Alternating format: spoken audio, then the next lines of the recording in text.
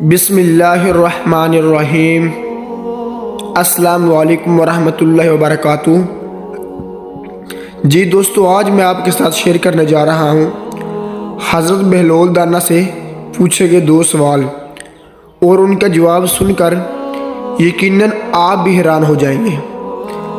دوستو، حضرت بہلول سے کسی نے پوچھا کہ قبرستان میں کیوں بیٹھے ہو؟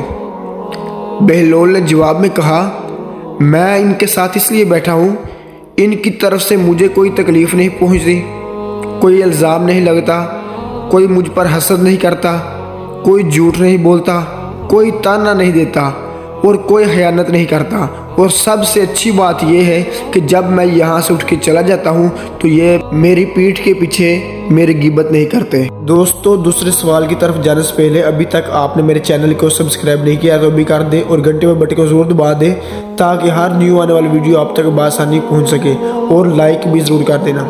دوستو، دوسرا سوال یہ تھا حضرت بہلول دانا سے کہ حاکم وقت ہارون رشید نے پوچھا کہ چور کی کیا سزا ہے؟ بہلول نے جواب دیا، چور نے اگر چوری اپنی بری عادت کی وجہ سے کی ہے تو چور کا ہاتھ کاٹ دینا چاہیے، لیکن اگر چور نے چوری بھوک کی وجہ سے کی ہے تو حاکم وقت کا ہاتھ کاٹ دینا چاہیے۔ ہارون رشید بہلول دانا کے جواب سن کر میں بہت رہ گیا۔